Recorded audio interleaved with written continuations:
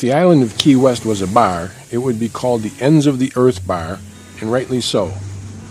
There is only one road leading into Key West, and it is 113 miles from the mainland of Florida to the city limits. It's a 4-hour drive from Miami, 3.5 hours by ferry from Fort Myers, and just 50 minutes to fly in from Miami. No matter how you get here, you will soon see it is unlike any place else within the continental USA. It never freezes here, nor does it really ever get cold. Even in January, the average temperature is 69 degrees and usually in the mid-70s. This makes this a year-round destination.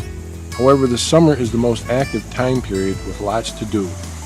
We will show you some of the most popular activities available to visitors.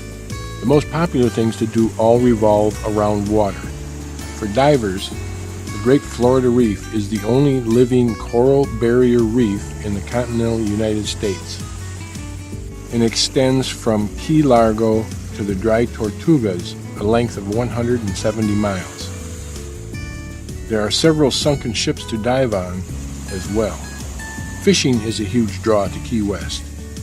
You can charter a boat to take you where the fish are plentiful. You can stay within a short distance from the island, or you can head out to the deep waters where the big fish live. Playing in the water is available for all ages.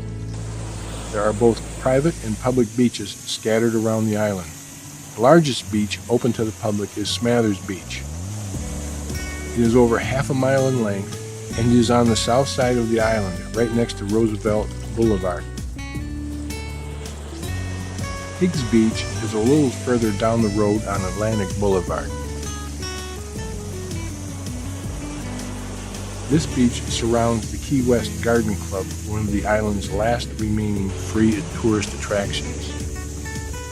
For those of you who prefer to stay land-based, there is still plenty to do. While there are plenty of places to stay on the island, you are required to visit Duval Street, the narrow, mile-long main drag. The famous, as well as those of us who are not so famous, have walked this street and spent time in the bars and eateries that line the street. Start at the south end, where you can dip a toe into the Straits of Florida, which is part of the Atlantic Ocean, and then walk a little over a mile north and you can dip a toe in the Gulf of Mexico. Arrive at the Gulf side near dusk and you can wander over to Mallory Square, where watching the sunset has become a nightly ritual. More on Mallory Square later. While you are in this part of town, catch a ride on the conch train. They will show you all kinds of interesting locations on the island, including Hemingway's house, the Audubon House and Gardens, the Key West Lighthouse Museum, Harry S. Truman's Little White House, the Key West Aquarium, and the Key West Shipwreck Treasure Museum. You can always come back to these places on your own at a later time, now that you know where they're located. Key West is a great destination to visit and truly has something for everyone. The locals are friendly and laid back, and visiting here is almost like visiting another country, but you are still in U.S. soil. It will take several days to do everything, but no matter what you do or where you go, the evenings belong to Mallory Square. While the sun setting into the ocean is a draw all of its own, the spectacle of the square stands alone in its uniqueness. The crowd is festive, and there are multiple performers scattered around the square.